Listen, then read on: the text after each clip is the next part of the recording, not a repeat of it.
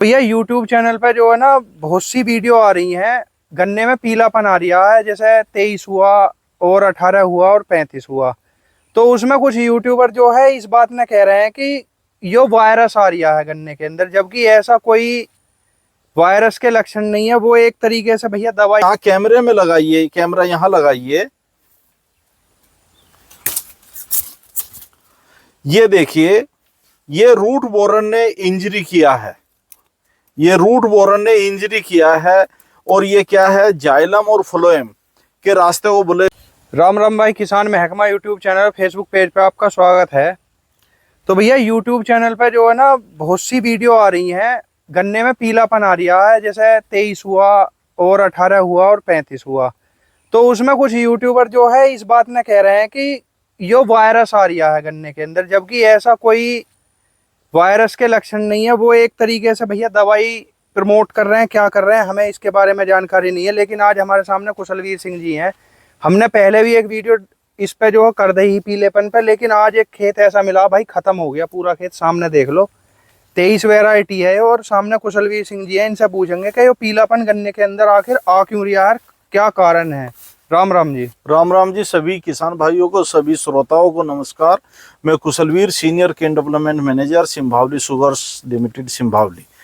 जैसा आपका सवाल है उसमें मैं बताता हूं कि आज हम भरना गांव में हैं और भरना गांव में 15-023 के एक प्लॉट पे है। आप यहाँ कैमरे में लगाइए, कैमरा यहाँ लगाइए। ये देखिए, ये रूट बोरर ने इंजरी किया है।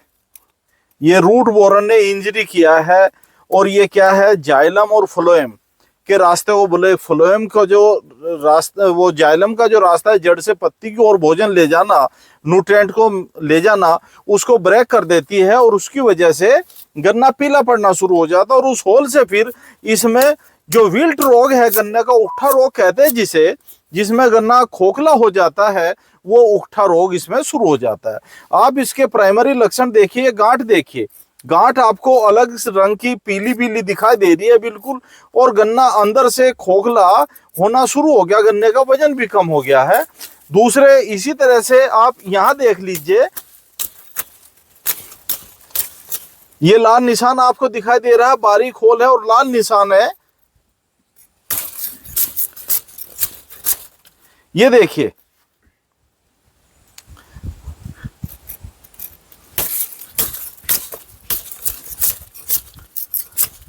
इसमें देखिए गांठों की तरफ से ये गन्ना सूखना शुरू हो गया है। और ये देखिए यहां से इसमें खोखलापन भी होना शुरू हो गया। अभी बरसात के मौसम में ये नहीं सूख पाया। और रूट बोरर की सिम्टम इसमें आप यहां देखिए और क्लियर देखिए। ये देखिए यहाँ थोथ होनी शुरू होगी। ये देखिए विल्ट के जो लक्षण है, इसे जूम करके देखना, ये दिखाई दे रहा है बिल्कुल। हाँ, ये जूम करके देखना इसको, ये विल्ट के लक्षण स्पष्ट दिखाई दे रहे हैं। तो मेरा ये है कि आज के टाइम में जो मुझे शिकायत मिल रही है, 15-023, CO 118 और कहीं कहीं पर 13-235 वैरायटी में ये रोग देखने को मिल रहा है। क्या है, पहले ज्यादातर खेतों में इसमें क्या हुआ, रूट बोरर ने अटैक किया। चाहे किसी भी तरह से मान लीजिए, रूट बोरर का इंसिडेंस हुआ है इसमें अगस्त के महीने में, और रूट बोरर के लगने से इसमें जो फ्यूजेरियम विल्ट की फंगस है वो एंट्री हुई है और इसमें विल्ट होना शुरू हो गया। तो ये जैसे आपने लक्षण दिखा दिए, पहचान बता दी किसान क्या, ये तो खास बात है कि हमने आज तक जो भी रोग बताए हैं किसान क्या, उसकी लक्षण और पहचान किसान क्या साथ में दिखाई है, जिससे जो किसान आराम से समझ जाए कि हमारे खेत के अंदर कौन सा रोग लगा हुआ है। तो जैसे यूट्यूब पे और भी बहुत सारी दवाई रिकमेंड कर रहे हैं, इनका कोई ऐसी यूनिक दवाई बताओ जो लगता ही खेत जो मतलब ठीक कार्य करना शुरू कर देगा। हाँ, आइए देखो, जहां तक ये बात है कि गन्ने को पीलापन रोग ज्यादातर किसान बता रहे, क्योंकि इसमें पहले खेत पीला होता है, फिर धीरे धीरे सूखने की तरफ बढ़ता है जी।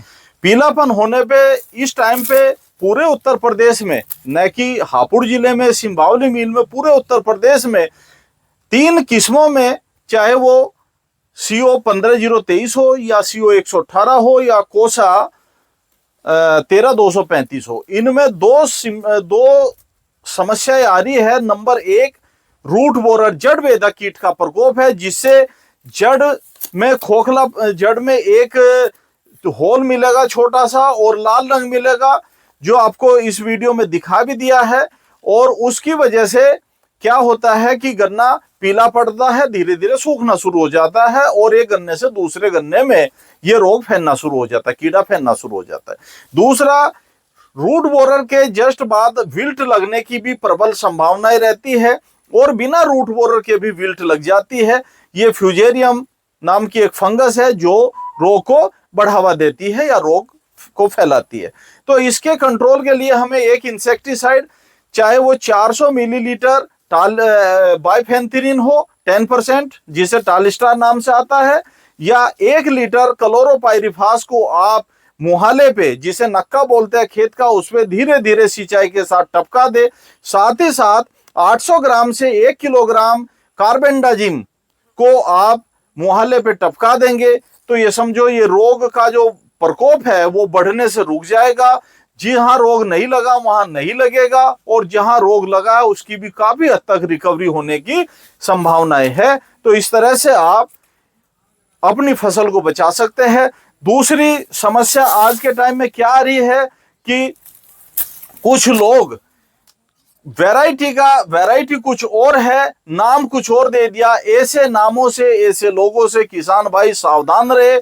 मेरे पास भी बहुत लोग आते हैं, मेरे पास ये वैरायटी है, ये वैरायटी है, जो उत्तर प्रदेश में स्वीकृत किस्में हैं, उन्हीं की किसान भाई बुआई करे और विश्वसनीय जगह से, चाहे गन्ना विकास परिषद हो, चाहे गन्ना शोध केंद्र हो या चीनी मिल स्टाफ हो, उसकी जानकारी में ही आप किसी भी गन्ना किस्म की बुआई करें।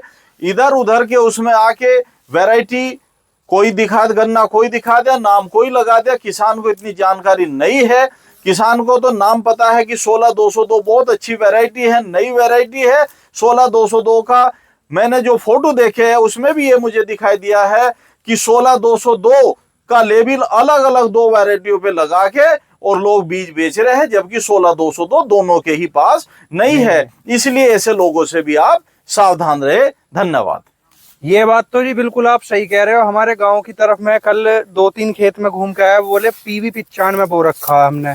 और जब हमने वो खेत देखे तो उसमें कोई सा भी गन्ना जो है PV 95 का नहीं है। तो किसान के जो 92, 93, 96, 98 जो भी पल्ले पड़ा वो लपेट दिया उन्होंने। तो भैया इस तरीके के भ्रम से बचे रहे में। और बीज जो है जो उत्तर प्रदेश में स्वीकृत है उन्हें ही उनकी बिजाई करें। आने वाला समय अब जो है सरसों और ईख की बिजाई का होगा, तो समय समय पे वीडियो और भी अपलोड करते रहेंगे, जिससे जो किसान भैया के जो अब तक फायदे मिले हैं वो फायदे लगातार मिलते रहे। अगर वीडियो अच्छी लगी हो वीडियो को लाइक करें भाई, चैनल ने सब्सक्राइब जरूर करें। राम राम भाई। राम राम।